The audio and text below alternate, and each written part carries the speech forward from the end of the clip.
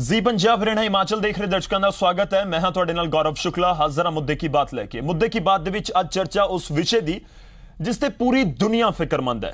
जी हाँ, चौगिरदा वातावरण। अक्तूबर का महीना अद्धा तो वध लंघ चुका है, पर दिन की गर्मी हुण भी तुहानूं पसीने का एहसास करवा रही होएगी। ते जानकार मौसम के इस बदलाव की वजह दिनों दिन वध रहे प्रदूषण नूं मनदे ने। उधर पंजाब च झोने की वाढी जोरां उत्ते है ते इस विचाले किसान फसलों की रहंद खून या कहिए कि नाड़ उसनूं साड़ भी रहे हैं। नासा वालों पराली नूं अग लगाउण दीआं कुछ सैटेलाइट तस्वीरां भी जारी कीतीआं गईआं जो फिकर बहुत ज्यादा वधाउण वालियां ने। उधर दिल्ली हाई कोर्ट भी पराली साड़न नूं लैके सख्त हिदायतां पंजाब, हरियाणा, यूपी और राजस्थान दी सरकारां नूं जारी कर चुका है। बावजूद इस सब दे पराली सड़ रही है। हुण सवाल इहो कि किसान पराली जां कहिए कि नाड़ साड़दे क्यों ने? इस नाल नुकसान साडे चौगिरदे नूं किस तरह दे नाल किन्ना हुंदा है ते सवाल यह भी कि इस सब दे पिछे जवाबदेही आखिर बनदी किस दी है? सरकार दी, प्रशासन दी, किसानां दी या फिर किस दी? चर्चा करांगे पराली, वातावरण अते पंजाब दी।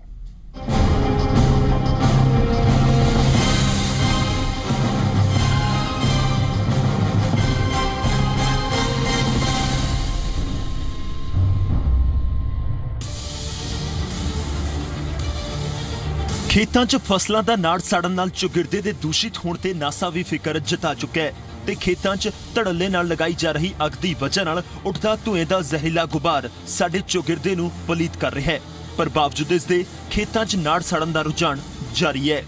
इस नाल जिथे चौगिरदा दूषित हुंदा है उत्थे सड़कां कंढे लगाई अग नाल उठिया धुआं हादसिਆਂ दी वजह भी बनदा है। इस बारे सख्त नियम होने के बावजूद ना तो किसान रोक रहे हैं और ना ही प्रशासन कोई सख्ती दिखाता नजर आता है। बस प्रशासन भी किसानों को अपील ही कर रहा है कि इस तरह वो ना करन, पर धड़ल्ले नाल खेतां 'च साड़े जा रहे नाड़ नूं रोकण दे लई प्रशासन वालों सख्त कदम चुकण बारे कोई तसल्ली बख्श जवाब नहीं है। उधर पोल्यूशन कंट्रोल बोर्ड भी इस तो फिक्रमंद है। उसकी दलील है कि खेतां 'च अग लगाउण नाल जिथे जमीन की उपजाऊ शक्ति ते इसका असर पैंदा है, उत्थे चौगिरदे 'च भी जहर घुल रहा है। पराली नूं जदों आपां अग ला दिंदे आ ते उहदे नाल खेतां दी जिहड़ी फर्टिलिटी है लैंड दी वो किन्नी नुकसान हुंदी है। धुएं दे विच किन्नी मात्रा दे विच जिहड़ी ये कार्बन डाइऑक्साइड ते जिहड़ी होर गैसेज जिहड़ियां पैदा हुंदियां जिहनां नाल मनुੱਖ नूं साह लैणा, पंछियां नूं साह लैणा दिक्कत आउंदी है।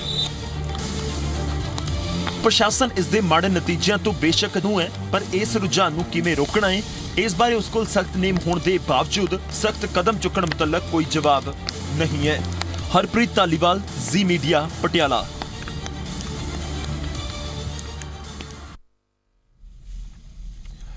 जी पराली साड़न की मुश्किल इन्नी वड्डी है कि इसका असर पंजाब दे विच पराली साड़ी जाती है दिल्ली तक नजर आता है। इसलिए दिल्ली हाई कोर्ट नूं सख्त हुक्म भी जारी करने पे ते कहा गया कि बैन किया जाए जिस तरह के नाल पराली साड़ी गई है। खैर बैन वक्-वक् सूबे दे विच किया भी गया, इंप्लीमेंट क्यों नहीं हो रहा उसके उत्ते गल करांगे। पर कुछ सवाल ने, उन्होंने सवालों उत्ते एक नज़र जिन्हां ते केंद्रित साडी अज दी चर्चा रहेगी। सब तो पहला उन्होंने सवालों उत्ते नज़र, जागरूक होने के बावजूद फसलों की रहंद खूंद क्यों साड़ते हैं किसान?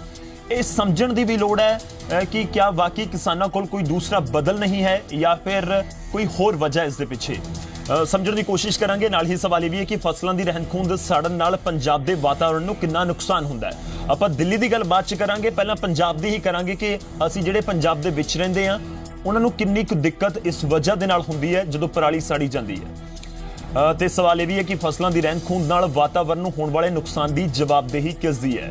आम लोगों की, किसानों की, सरकार की, प्रशासन की, अदालत की, किस दी?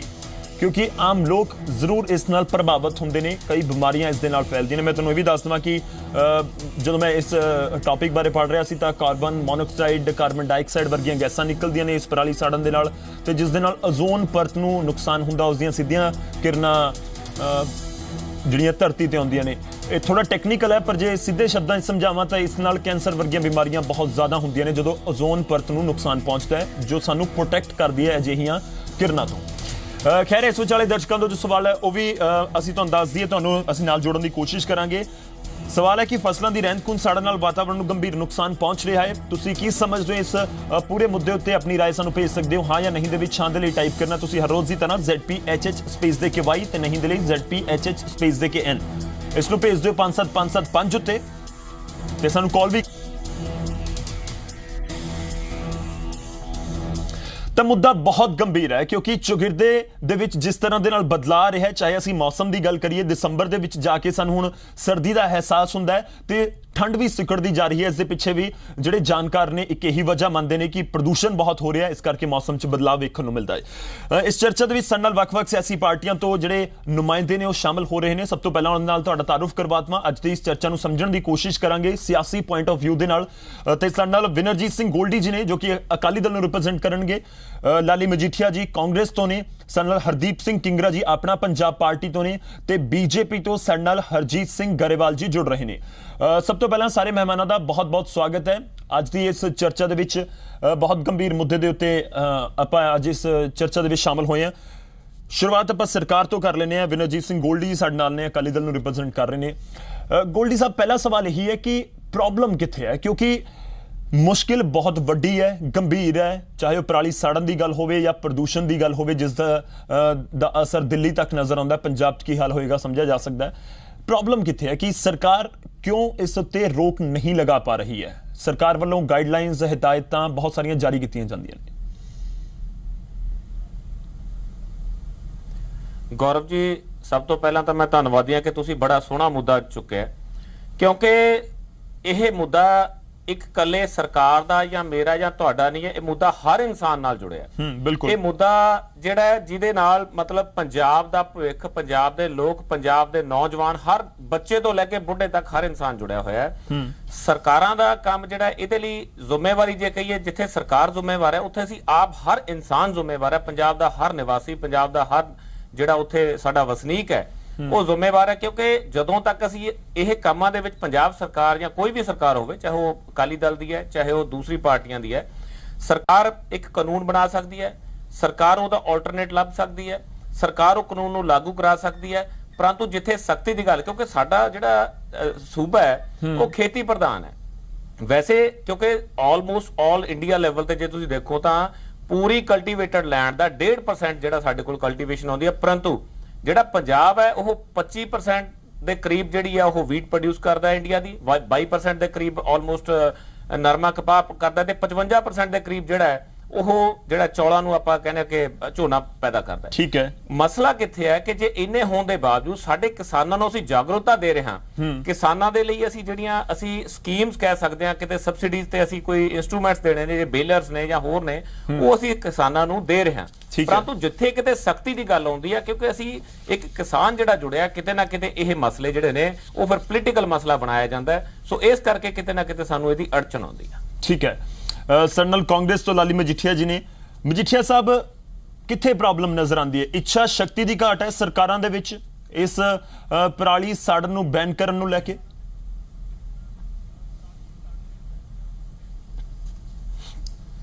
ਦੇਖੋ ਗੌਰਵ ਜੀ, ਜਿੱਥੋਂ ਤੱਕ ਇਹ ਸਵਾਲ ਆ, ਬੜਾ ਗੰਭੀਰ ਮੁੱਦਾ, ਔਰ ਆਪਾਂ ਨੂੰ ਇਹ ਸਮਝਣਾ ਪਏਗਾ ਕਿ ਇਹ ਜਿਹੜੀ ਸਮੱਸਿਆ ਆ ਇਹਨੂੰ ਬੜੀ ਡੂੰਘਾਈ 'ਚ ਜਾਣ ਦੀ ਲੋੜ ਆ। ਇਹਦੇ 'ਚ ਆਪਾਂ ਕੋਈ ਨਾਦਰਸ਼ਾਹੀ ਫਰਮਾਨ ਤਾਂ ਇਸ਼ੂ ਨਹੀਂ ਕਰ ਸਕਦੇ, ਪਰ ਜੋ ਰਿਸਰਚ ਵਰਕ ਇਹਨਾਂ ਤੇ ਹੋਇਆ ਜੀ, ਆਪਾਂ ਅੰਤਰਰਾਸ਼ਟਰੀ ਪੱਧਰ ਤੇ ਵੀ ਦੇਖ ਲਈਏ। ਮੈਂ ਇੱਕ ਸਟੱਡੀ ਪੜ੍ਹ ਰਿਹਾ ਸੀਗਾ, ਉਹ ਵਿਕਟੋਰੀਆ ਦੀ, ਆਸਟ੍ਰੇਲੀਆ ਦੀ ਆ, ਉੱਥੋਂ ਦੀ ਇੱਕ ਸੰਸਥਾ ਆ ਜਿਹੜੀ ਆਰਥਿਕ ਵਿਕਾਸ ਦੇ ਨਾਲ ਸੰਬੰਧਿਤ ਆ, ਔਰ ਉਹਨਾਂ ਦੀ ਯਾਤਾਯਾਤ ਔਰ ਦੂਸਰੇ ਮੁੱਦੇ ਉਹਨਾਂ ਨਾਲ ਸੰਬੰਧਿਤ ਹੈ। ਉਹ ਨਾਲ ਦੱਸਦੇ ਨੇ ਕਿ ਆਪਾਂ ਨੂੰ ਕੀ ਕਰਨਾ ਚਾਹੀਦਾ। ਉਹਨਾਂ ਸਟਬਲ ਬਰਨਿੰਗ ਦੀ ਪ੍ਰੋਬਲਮ ਜਿਹੜੀ ਹੈ ਇਹਦੇ ਤੇ ਵਿਸ਼ੇਸ਼ ਰਿਸਰਚ ਕੀਤੀ ਔਰ ਦੇਖਿਆ ਕਿ ਇਹਦੇ ਤੇ ਬਹੁਤ ਵੱਡਾ ਨੁਕਸਾਨ ਹੁੰਦਾ। ਜਿਹੜੇ ਸਾਡੇ ਜਿਵੇਂ ਨਾਈਟ੍ਰੋਜਨ 16 ਕਿਲੋ ਪਰ ਹੈਕਟੇਅਰ ਸੜ ਜਾਂਦੀ ਆ ਜੀ, ਜੇ ਆਪਾਂ ਗੱਲ ਕਰੀਏ ਫਾਸਫੋਰਸ, ਪੋਟਾਸ਼ ਦੀ, ਸਲਫਰ ਦੀ, ਉਹ ਵੀ ਅੱਧਾ ਕਿਲੋ, 17 ਕਿਲੋ, 1 ਕਿਲੋ ਕਰਮਰ, ਉਹ ਬਹੁਤ ਵੱਡਾ ਨੁਕਸਾਨ ਹੈ। ਇਹਦੇ ਨਾਲ ਦੀ ਨਾਲ ਜਿਹੜੀ ਕਾਰਬਨ ਆ, ਜਿਹੜੀ ਉਪਜਾਊ ਸ਼ਕਤੀ ਆ, ਉਹ ਸੜਦੀ ਆ। ਜਿਹੜੇ ਸੂਖਮ ਜੀਵ ਜੰਤੂ ਆ ਉਹ ਮਰਦੇ ਆ। ਤੇਜ਼ਾਬੀ ਮਾਦਾ ਵੀ ਇਹਦੇ ਨਾਲ ਸਮੇਂ ਦੇ ਨਾਲ ਵੱਧਦਾ। ਔਰ 85% ਆਪਣੇ ਬਠਿੰਡਾ ਦੀ ਸਟੱਡੀ ਆ, ਆਪਣੀ ਇੱਕ ਪ੍ਰਾਈਵੇਟ ਮੈਡੀਕਲ ਇੰਸਟੀਚਿਊਟ ਦੀ, ਔਰ ਨਾਲ ਉਹਦੇ ਜਿਹੜੀ ਡਾਕਟਰਸ ਐਸੋਸੀਏਸ਼ਨ ਹੈ, ਫਿਜ਼ੀਸ਼ੀਅਨਸ ਐਸੋਸੀਏਸ਼ਨ, ਕਿ 85% ਉਸ ਇਲਾਕੇ ਦੇ ਵਿੱਚ ਲੋਕਾਂ ਨੂੰ ਸਾਹ ਦੀ, ਚਮੜੀ ਦੀ ਔਰ ਅੱਖਾਂ ਦੀ ਪ੍ਰੋਬਲਮ ਆਈ ਆ। ਠੀਕ ਹੈ। ਇੰਟਰਸਟੇਟ ਵੀ ਇਹਦੇ ਨਾਲ ਇਸ਼ੂਜ਼ ਬਣੇ ਨੇ, ਔਰ ਜਿਹੜੀਆਂ ਇਲੈਕਟ੍ਰੀਕਲ ਗੈਜਟਸ ਨੇ ਉਹਨਾਂ ਤੇ ਵੀ ਇਹਦਾ ਅਸਰ ਆਉਂਦਾ। ਸੋ ਬੜੇ ਵੱਡੇ ਨੁਕਸਾਨ ਨੇ। ਬਿਲਕੁਲ। ਪਰ ਸੋਚਣ ਵਾਲੀ ਗੱਲ ਇਹ ਆ ਕਿ ਕੀ ਇਹਨਾਂ ਸਾਰਿਆਂ ਦੇ ਬਾਵਜੂਦ ਆਪਾਂ ਕੋਈ ਨਾਦਰਸ਼ਾਹੀ ਫਰਮਾਨ ਇਸ਼ੂ ਕਰ ਸਕਦੇ ਆ? ਇੰਗਲੈਂਡ ਦੇ ਵਿੱਚ ਇੱਕ ਪਰਸੈਪਸ਼ਨ ਕ੍ਰੀਏਟ ਕੀਤੀ ਗਈ, ਲੋਕਾਂ ਨੂੰ ਜਾਗਰਿਤ ਕੀਤਾ ਗਿਆ ਔਰ 1993 ਦੇ ਵਿੱਚ ਕ੍ਰੌਪ ਰੈਜ਼ੀਡਿਊ ਬਰਨਿੰਗ ਜਿਹੜੇ ਰੈਗੂਲੇਸ਼ਨਸ ਲਿਆਂਦੇ ਗਏ ਔਰ ਉਹਦੇ ਨਾਲ ਦੀ ਨਾਲ ਰਿਸਰਚ ਕਰਕੇ ਖੋਜ ਕਰਕੇ ਲੋਕਾਂ ਨੂੰ ਦੱਸਿਆ ਗਿਆ ਕਿ ਇਹਨੂੰ ਕਿਵੇਂ ਤੁਸੀਂ ਇਹ ਪ੍ਰੋਬਲਮ ਨੂੰ ਸੋਲਵ ਕਰ ਸਕਦੇ ਹੋ। ਹੁਣ ਸਾਡੇ ਤੁਸੀਂ ਬਿਲਕੁਲ ਸਹੀ ਕਿਹਾ, ਇੱਛਾ ਸ਼ਕਤੀ ਦੀ ਘਾਟ ਆ। ਫੋਰ ਐਗਜ਼ਾਮਪਲ ਆਪਾਂ ਕੀ ਕਰ ਸਕਦੇ ਆ, ਹੁਣ ਜੇ ਕਣਕ ਤੇ ਝੋਨਾ ਇਹ ਦੋ ਸਾਡੇ ਮੇਨ ਫਸਲਾਂ ਨੇ ਜਿਨ੍ਹਾਂ ਦਾ ਰੈਜ਼ੀਡਿਊ ਮੈਨੇਜਮੈਂਟ ਸਭ ਤੋਂ ਵੱਡੀ ਪ੍ਰੋਬਲਮ ਹੈ ਔਰ ਕਣਕ ਦਾ ਕਾਫੀ ਹੱਦ ਤੱਕ ਸੌਟ ਆਊਟ ਹੋ ਗਿਆ ਕਿਉਂਕਿ ਉਹਦੇ ਤੋਂ ਲੋਕ ਤੂੜੀ ਬਣਾ ਲੈਂਦੇ ਰੀਪਰਸ ਲਾ ਕੇ ਜੀ। ਔਰ ਜਿਹੜਾ ਪੈਡੀ ਆ, ਪੈਡੀ ਦੇ ਵਿੱਚ ਇੱਕ ਤੇ ਪਰਸੈਂਟੇਜ ਰੈਜ਼ੀਡਿਊ ਦੀ ਵੀ ਜ਼ਿਆਦਾ ਆ। ਨੰਬਰ 2 ਤੇ ਇਹਨੂੰ ਸਾਰੇ ਨੂੰ ਜਿਵੇਂ ਬਿਲਕੁਲ ਇੱਕ ਡਾਕਟਰ ਜਿਹੜੇ BS ਢਿੱਲੋਂ ਨੇ PAU ਲੁਧਿਆਣਾ ਦੇ ਉਹਨਾਂ ਇੱਕ ਰਿਸਰਚ ਕੀਤੀ ਹੈ, ਉਹਦੇ ਚ ਉਹਨਾਂ ਆਲਟਰਨੇਟਿਵ ਸੁਜੈਸਟ ਕੀਤੇ ਨੇ ਕਿ ਕੀ ਕੀਤਾ ਜਾਵੇ। ਉਹਨਾਂ ਕਿਹਾ ਕਿ ਜਿਹੜੇ ਬਾਇਓਮਾਸ ਪ੍ਰੋਡਕਸ਼ਨ ਦੇ ਯੂਨਿਟਸ ਨੇ ਜਿਵੇਂ ਪੇਡਾ ਆ, ਜਿਹੜੀ ਰੀਨਿਊਏਬਲ ਰਿਸੋਰਸ ਜਿਹੜੇ ਰਿਸੋਰਸਸ ਨੇ એનર્ਜੀ ਦੇ, ਉਹਦੀ ਮੈਨੇਜਮੈਂਟ ਲਈ ਜਿਹੜਾ ਚੱਲ ਰਿਹਾ ਉਹਨਾਂ ਨੂੰ ਬਹੁਤ ਵੱਡੇ ਪੱਧਰ ਤੇ ਬਾਇਓਮਾਸ ਯੂਨਿਟਸ ਜਿਹੜੇ ਲਾਉਣੇ ਚਾਹੀਦੇ ਸੀ। ਠੀਕ ਹੈ, ਤੁਸੀਂ ਜੇ ਸਿੱਧਾ ਫਰਮਾਨ ਇਸ਼ੂ ਕਰ ਦੋ ਕਿ ਜੀ ਇਹ ਬੰਦ ਕਰ ਦੋ, ਕਿਸੇ ਨੇ ਨਹੀਂ ਕਰਨਾ ਕਿਉਂਕਿ ਅੱਜ ਕਿਸਾਨ ਆਰਥਿਕ ਮੰਦੀ ਚੋਂ ਗੁਜ਼ਰ ਰਿਹਾ, ਉਹ ਇੰਨੇ ਜੋਗਾ ਹੀ ਨਹੀਂ ਹੈਗਾ ਕਿ 2-3 ਰੁਪਇਆ 4 ਰੁਪਇਆ ਲਾ ਕੇ ਉਹਨੂੰ ਜਿਹੜੀ ਕਹ ਲੋ ਕਿ ਅਗਲੀ ਫਸਲ ਦੇ ਲਈ ਮੈਨੇਜਮੈਂਟ ਹੈ ਉਹਦੇ ਲਈ ਉਹ ਪੈਸੇ ਲਾਵੇ ਜੀ। ਸੋ ਹੋਰ ਵੀ ਬੜੇ ਹੈਗੇ ਨੇ, ਆਪਾਂ ਬਾਅਦ ਦੇ ਵਿੱਚ ਆਪਾਂ ਗੱਲ ਕਰ ਸਕਦੇ ਹਾਂ। ਇੱਛਾ ਸ਼ਕਤੀ ਦੀ ਘਾਟ ਹੈ, ਕਹਿਣੀ ਤੇ ਕਥਨੀ 'ਚ ਫਰਕ ਆ। ਠੀਕ ਹੈ, ਔਰ ਇਹ ਸਾਰਾ ਕੁਝ ਸੌਰਟ ਆਊਟ ਕੀਤਾ ਜਾ ਸਕਦਾ। ਸਾਡੇ ਨਾਲ ਗਰੇਵਾਲ ਸਾਹਿਬ ਨੇ BJP ਤੋਂ। ਗਰੇਵਾਲ ਸਾਹਿਬ, ਕੀ ਸੈਂਟਰ ਦੇ ਕੋਲੋਂ ਕੋਈ ਐਸੀਆਂ ਗਾਈਡਲਾਈਨਸ ਨਹੀਂ ਜਾਰੀ ਹੋ ਸਕਦੀਆਂ ਜਿਸ ਨੂੰ ਇੰਪਲੀਮੈਂਟ ਹਰ ਸਟੇਟ ਲੈਵਲ ਉੱਤੇ ਕੀਤਾ ਜਾ ਸਕੇ ਜਾਂ ਫਿਰ ਕੋਈ ਅਜਿਹੀ ਨੀਤੀ ਜਿਸ ਦੇ ਨਾਲ ਕਿਸਾਨਾਂ ਨੂੰ ਕੋਈ ਬਦਲ ਦਿੱਤਾ ਜਾ ਸਕੇ ਕਿ ਉਹ ਆਪਣੀ ਜਿਹੜੀ ਨਾੜ ਹੈ ਰਹਿੰਦ ਖੂੰਹਦ ਹੈ ਫਸਲ ਦੀ ਉਸ ਨੂੰ ਨਾ ਸਾੜਨ, ਕਿਉਂਕਿ ਨੁਕਸਾਨ ਤਾਂ ਬਹੁਤ ਵੱਡੇ ਪੱਧਰ ਉੱਤੇ ਹੋ ਰਿਹਾ, ਹਰ ਕੋਈ ਮੰਨਦਾ। ਗੌਰਵ ਜੀ, ਸਭ ਤੋਂ ਪਹਿਲਾਂ ਤਾਂ ਮੈਂ ਇਹ ਗੱਲ ਦੱਸ ਦਿਆਂ ਕਿ ਜਿਹੜਾ ਸਾਡਾ ਕਿਸਾਨ ਹੈ ਨਾ ਜੀ, ਉਹ ਅਨਪੜ੍ਹ ਹੋਣ ਦੇ ਬਾਵਜੂਦ ਵੀ ਆਪਣੇ ਆਪ 'ਚ ਖੁਦ ਵਿਗਿਆਨੀ ਆ। ਉਹ ਇਹ ਸਾਰੇ ਨੁਕਸਾਨ ਨੂੰ ਸਮਝਦਾ ਵੀ ਹੈ। ਮਜੀਠੀਆ ਜੀ ਨੇ ਜੋ ਦੱਸਿਆ, ਇਹਨਾਂ ਨੇ ਹੋਰ ਭਾਸ਼ਾ 'ਚ ਦੱਸਤਾ, ਬਿਨਰਜੀਤ ਗੋਲਡੀ ਜੀ ਨੇ ਕਹਿਤਾ, ਪਰ ਕਿਸਾਨ ਸਾਡਾ ਜ਼ਮੀਨੀ ਸੱਚਾਈ ਨੂੰ ਜਾਣਦਾ, ਪਰ ਉਹਦੀ ਸਮੱਸਿਆ ਕੀ ਆ ਕਿ ਉਹ ਇਨਪੁਟਸ ਦੇ ਖਰਚੇ ਬਹੁਤ ਜ਼ਿਆਦਾ ਨੇ। ਪਹਿਲਾਂ ਹੀ ਘਾਟੇ ਵਾਲਾ ਧੰਦਾ ਕਿਸਾਨ ਕਰ ਰਿਹਾ ਖੇਤੀ ਦੇ ਰੂਪ 'ਚ, ਔਰ ਇਸ ਕਰਕੇ ਉਹਦੇ ਲਈ ਇਹ ਸਭ ਖਰਚੇ ਕਰਨੇ ਹੋਰ ਵਧਾਉਣੇ ਬੜੇ ਮੁਸ਼ਕਲ ਨੇ। ਇਸ ਲਈ ਉਹ ਆਸਾਨ ਰਸਤੇ ਲੱਭ ਲੈਂਦਾ। ਪਰ ਅਮਰੀਕਾ ਦੇ ਅੰਦਰ ਵੀ ਜਿਹੜੇ ਲੋਕ ਸੌਗੀ ਦੀ ਫਸਲ ਪੈਦਾ ਕਰਦੇ ਆ ਜਾਂ ਹੋਰ ਵੀ ਫਸਲਾਂ ਪੈਦਾ ਕਰਦੇ ਆ, ਉਸ ਤੋਂ ਬਾਅਦ ਵੀ ਇਸ ਤਰ੍ਹਾਂ ਦੀ ਵੇਸਟੇਜ ਰਹਿ ਜਾਂਦੀ ਹੈ। ਉੱਥੇ ਕਾਨੂੰਨ ਆ ਕਿ ਉਹ ਉਸ ਨੂੰ ਕੱਟ ਕੇ ਕਿਨਾਰਿਆਂ ਤੇ ਰੱਖ ਦਿੰਦੇ ਆ। ਉਹ ਸਰਕਾਰ ਦੀਆਂ ਮਸ਼ੀਨਾਂ ਜਾਂ ਹੋਰ ਗੱਡੀਆਂ ਆਉਂਦੀਆਂ ਨੇ, ਉਹ ਚੱਕ ਕੇ ਲੈ ਜਾਂਦੀਆਂ, ਤੇ ਜੇ ਉਹ ਉੱਥੇ ਕਿਤੇ ਅੱਗ ਲਗਾ ਦੇਣ ਇਸ ਤਰ੍ਹਾਂ ਤੇ ਉਹਨਾਂ ਨੂੰ ਉਹਦਾ ਬਿੱਲ ਵੀ ਦੇ ਕੇ ਚਲੇ ਜਾਂਦੇ ਆ, ਉਹਨਾਂ ਨੂੰ ਪੇ ਕਰਨਾ ਪੈਂਦਾ ਉਹਦੇ ਲਈ ਕਿਸਾਨ ਨੂੰ। ਔਰ ਇੱਥੇ ਕੀ ਹੈ ਕਿ ਇੱਥੇ ਕਿਸਾਨ ਨੂੰ ਉਹ ਵੀ ਨਹੀਂ ਦਿੱਤਾ ਜਾ ਸਕਦਾ ਕਿਉਂਕਿ ਅਮਰੀਕਾ 'ਚ 300% ਸਬਸਿਡੀ ਮਿਲਦੀ ਆ। ਨਹੀਂ ਗਰੇਵਾਲ ਸਾਹਿਬ, ਸਬਸਿਡੀ ਹੁਣ ਬਹੁਤ ਘੱਟ ਆ ਕਿ ਇੱਥੇ ਕਿਸਾਨ ਨੂੰ ਸਿਰਫ ਵੋਟ ਬੈਂਕ ਦੇ ਤੌਰ ਉੱਤੇ ਦੇਖਿਆ ਜਾਂਦਾ ਹੈ। ਇਹ ਕੇਂਦਰ ਦੀ ਤਰਫੋਂ ਇਸ ਕਰਕੇ ਮੁਸ਼ਕਿਲ ਲੱਗਦਾ ਹੈ ਕਿ ਅਜਿਹਾ ਕੋਈ ਬਿੱਲ ਉਹਨਾਂ ਦੇ ਹੱਥ 'ਚ ਫੜਾਉਣਾ ਜਾਂ ਇੰਪਲੀਮੈਂਟ ਕਰਵਾਉਣਾ ਕਿਸੇ ਕਾਨੂੰਨ ਨੂੰ ਔਖਾ। ਗੌਰਵ ਜੀ, ਜੋ ਮੈਂ ਕਹਿ ਰਿਹਾ, ਵੋਟ ਬੈਂਕ ਦੇ ਰੂਪ 'ਚ ਨਹੀਂ ਦੇਖਿਆ ਜਾਂਦਾ। ਕਿਸਾਨ ਦੀ ਆਪਣੀ ਸਮੱਸਿਆ, ਸਰਕਾਰ ਦੀ ਆਪਣੀ ਸਮੱਸਿਆ, ਇਹ ਸਰਕਾਰ ਨੂੰ ਹੀ ਇਹਦੇ ਲਈ ਕਰਨਾ ਪਏਗਾ ਜਿਸ ਤਰ੍ਹਾਂ USA ਦੇ ਅੰਦਰ ਕੀਤਾ, ਔਰ ਇਹਦੇ ਲਈ ਉਹਨੂੰ ਆਲਟਰਨੇਟ ਦੇਣੇ ਪੈਣੇ ਆ, ਔਰ ਇਹਦੇ ਲਈ ਸਰਕਾਰ ਨੂੰ ਮਦਦ ਕਰਨੀ ਪੈਣੀ ਆ। ਨਹੀਂ ਤਾਂ ਉਹਨੂੰ ਕਿਸਾਨ ਨੂੰ ਖੇਤੀ ਦੇ ਧੰਦੇ ਤੋਂ ਅਲੱਗ ਹੋਣਾ ਪੈਣਾ। ਪਹਿਲਾਂ ਹੀ ਉਹਦੀ ਹਾਲਤ ਖਰਾਬ ਆ। ਚਲੋ ਬਿਲਕੁਲ, ਇਸ ਚੀਜ਼ ਨੂੰ ਅਸੀਂ ਸਾਰੇ ਐਡਮਿਟ ਕਰਦੇ ਹਾਂ। ਇਹ ਪੁਆਇੰਟ ਤਾਂ ਹੈ ਕਿ ਇਹਦੇ ਲਈ ਜੋ ਅੱਜ ਤੱਕ ਦੀਆਂ ਸਰਕਾਰਾਂ ਆਈਆਂ ਉਹ ਸਾਰੀਆਂ ਹੀ ਦੋਸ਼ੀ ਨੇ। ਚਲੋ ਠੀਕ ਹੈ, ਇਹ ਪੁਆਇੰਟ ਤਾਂ ਹੈ ਕਿ ਕਿਸਾਨ ਦਿੱਕਤ ਦੇ ਵਿੱਚ ਜ਼ਰੂਰ ਆ, ਚਾਹੇ ਫਸਲ ਉਗਾਉਣ ਦੀ ਕਿਸੇ ਇੱਕ ਦੇ ਲਈ ਅਸੀਂ ਕਹਿੰਦੇ ਰਹੀਏ, ਜਿਵੇਂ ਮਜੀਠੀਆ ਜੀ ਕਹਿ ਰਹੇ ਸੀ, ਮੈਂ ਸਮਝਦਾ ਉਹ ਠੀਕ ਨਹੀਂ ਹੈ। ਨਹੀਂ ਬਿਲਕੁਲ। ਸਾਨੂੰ ਕਿੰਗਰਾ ਸਾਹਿਬ ਵੀ ਨੇ। ਕਿੰਗਰਾ ਸਾਹਿਬ, ਮੈਂ ਤੁਹਾਡੇ ਤੋਂ ਸਵਾਲ ਇੱਛਾ ਸ਼ਕਤੀ ਵਾਲਾ ਜ਼ਰੂਰ ਪੁੱਛਣਾ ਚਾਹਾਂਗਾ ਕਿ ਮੈਂ ਇੱਛਾ ਸ਼ਕਤੀ ਦੀ ਘਾਟ ਦੀ ਗੱਲ ਕੀਤੀ, ਕੋਈ ਵੀ ਸਰਕਾਰ ਰਹੀ ਹੋਵੇ, ਚਾਹੇ ਆਪਾਂ ਕਹੀਏ ਕਿ ਬਹੁਤ ਸਾਰੀ ਰਿਸਰਚ ਹੋ ਚੁੱਕੀਆਂ ਨੇ, ਪਰ ਉਸ ਤੋਂ ਬਾਅਦ ਤੁਹਾਨੂੰ ਲੱਗਦਾ ਹੈ ਕਿ ਇੱਛਾ ਸ਼ਕਤੀ ਦੀ ਘਾਟ ਹੈ ਜਾਂ ਫਿਰ ਜਾਗਰੂਕਤਾ ਦੀ ਘਾਟ ਹੈ ਕਿ ਹਜੇ ਵੀ ਅਸੀਂ ਕਿਸਾਨਾਂ ਨੂੰ ਸਮਝਾ ਨਹੀਂ ਪਾ ਰਹੇ ਹਾਂ ਕਿ ਇਹ ਤੁਹਾਡਾ ਹੀ ਨੁਕਸਾਨ ਹੋ ਰਿਹਾ ਹੈ, ਜਿਹੜਾ ਚੌਗਿਰਦੇ ਦਾ ਨੁਕਸਾਨ ਹੋ ਰਿਹਾ ਉਹ ਵੱਖਰਾ ਹੈ? ਗੌਰਵ ਜੀ, ਅਸੀਂ ਇੱਥੇ ਤੁਸੀਂ ਕਿਹਾ ਕਿ ਸਾਡੇ ਨਾਲ ਵੱਖ-ਵੱਖ ਸਿਆਸੀ ਪਾਰਟੀਆਂ ਤੋਂ ਲੋਕ ਜੁੜੇ ਹੋਏ ਨੇ। ਅਸੀਂ ਕੋਈ ਇੱਥੇ ਟੈਕਨੀਕਲ ਡਿਸਕਸ਼ਨ ਕਰਨ ਨਹੀਂ ਬੈਠੇ ਜੀ। ਇਸ ਟੈਕਨੀਕਲ ਡਿਸਕਸ਼ਨ ਜਿਹੜੀ ਮਜੀਠੀਆ ਸਾਹਿਬ ਨੇ ਕੀਤੀ ਹੈ, ਇਹਦੇ ਬਾਰੇ ਬਹੁਤ ਲੋਕ ਜਾਣਦੇ ਆ। ਗੱਲ ਇੱਥੇ ਮੁੱਦਾ ਆ ਕੇ ਖੜਦਾ ਹੈ ਕਿ ਹੁਣ ਤੱਕ ਦੀਆਂ ਸਰਕਾਰਾਂ 70 ਸਾਲ ਦੀਆਂ ਗੌਰਵ ਜੀ ਲਾਪਰਵਾਹੀ ਦਾ ਸ਼ਿਕਾਰ ਸਨ। ਇਹ ਲਾਪਰਵਾਹ ਸਰਕਾਰਾਂ ਸਨ। ਹੁਣ ਤੁਸੀਂ ਵੇਖਿਆ ਤੁਹਾਡੇ TV ਤੇ ਵੀ ਪਿਛਲੇ ਮਹੀਨੇ ਤੋਂ 1 ਘੰਟੇ ਦੇ ਵਿੱਚ 20 ਐਡ ਆ ਰਹੀਆਂ ਬਾਦਲ ਸਾਹਿਬ ਨੇ ਆਹ ਕਰਤਾ, ਬਾਦਲ ਸਾਹਿਬ ਨੇ ਆਹ ਕਰਤਾ, ਬਾਦਲ ਸਾਹਿਬ ਨੇ ਆਹ ਕਰਤਾ, ਬਾਦਲ ਸਾਹਿਬ ਨੇ ਕਿਸਾਨਾਂ ਨੂੰ ਆਹ ਦੇਤਾ। ਵੱਡੇ ਵੱਡੇ ਖਿਡਾਰੀ ਜਿਹੜੇ ਨੇ ਉਹ ਤੁਹਾਡੇ ਆ ਕੇ ਐਡ ਦਿੰਦੇ ਨੇ।